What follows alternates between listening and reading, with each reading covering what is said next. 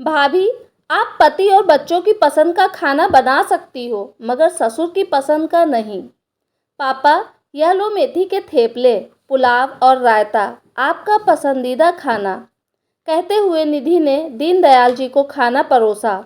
खाना देखकर दीनदयाल जी की आंखों में आंसू आ गए। निधि समझ नहीं पाई पापा क्यों रो रहे हैं। निधि बोली, पापा, जरूर आपको बचपन के दिन याद आ गए होंगे। आप और माँ हमें ऐसे ही तो थाली में यह सारा खाना दिया करते थे। माँ को भी पता था कि पापा की पसंदीदा डिश को कोई मना नहीं करेगा। और पापा, सबसे मज़ेदार बात तो यह है कि कब यह हमारा भी पसंदीदा खाना बन गया, हमें पता ही नहीं चला। आज माँ जिंदा होती तो कितना अच्छा होता। वापस सभी बैठकर साथ में इस खाने का लुत्फ उठाते। पापा की चुप्पी देख निधि को शंका हुई। वह बोली, पापा, जरूर कुछ और बात है। आप कुछ बोल भी नहीं रहे और आपके आंसू भी नहीं थम रहे। दीनदयाल जी कुछ देर रुक कर बोले, बेटा, तेरी माँ को गए 2 वर्ष हो चुके हैं और आज 2 वर्ष बाद मेरा पसंदीदा खाना देखकर मुझे तेरी माँ की याद आ गई।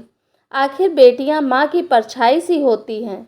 आज तुमने मुझे तुम्हारी माँ की याद दिला दी। तुम्हारे हाथों में भी वही स्वाद है बेटा जो तुम्हारी माँ के हाथों में था। तरस गया था यह खाना खाने को, मगर आज 2 साल बाद यह खाना नसीब में था। निधि बोली, पापा, क्या भाभी ने इन 2 वर्षों में एक बार भी मेथी के थेपले और पुलाव नहीं बनाया, जबकि यह तो आए दिन हमारे यहाँ बनते हैं। दीनदयाल जी बोले, नहीं बेटा, वहाँ मेरे अलावा यह खाना कोई नहीं खाता, इसलिए तेरी भाभी नहीं बनाती। निधि बोली, पापा, मगर भाभी तो अच्छे से जानती हैं कि यह आपका पसंदीदा खाना है, कभी आपके लिए ही अलग से बना देती। दीनदयाल जी बोले, बेटा, मैंने 1-2 बार कहा भी था, मगर वह बोली, मुझसे यह सभी के लिए अलग अलग खाना नहीं बनता। पापा, आपको इतना ही खाने का मन कर रहा है तो पास के किसी ढाबे पर चले जाइए और खा लीजिए। वैसे भी मुझे कभी अजय की पसंद का खाना बनाना पड़ता है तो कभी बच्चों की पसंद का। निधि बोली, भाभी पति और बच्चों की पसंद का खाना बना सकती हैं मगर आपकी पसंद का नहीं। दीनदयाल जी कुछ बोले नहीं।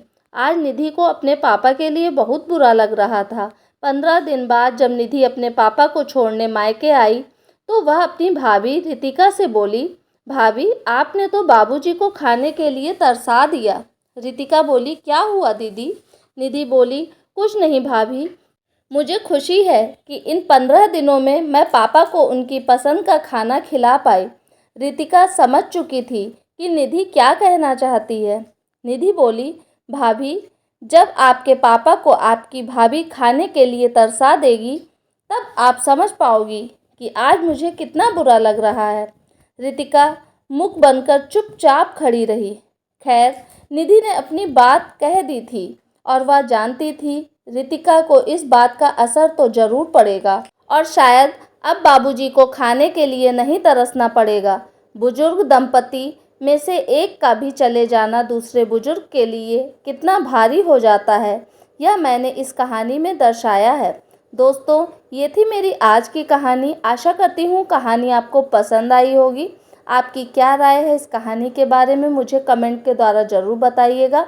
अगर आप मेरे चैनल पे नए हैं तो प्लीज़ सब्सक्राइब कीजिएगा मेरे चैनल को, ताकि आने वाली कहानी का नोटिफिकेशन आपको मिल सके।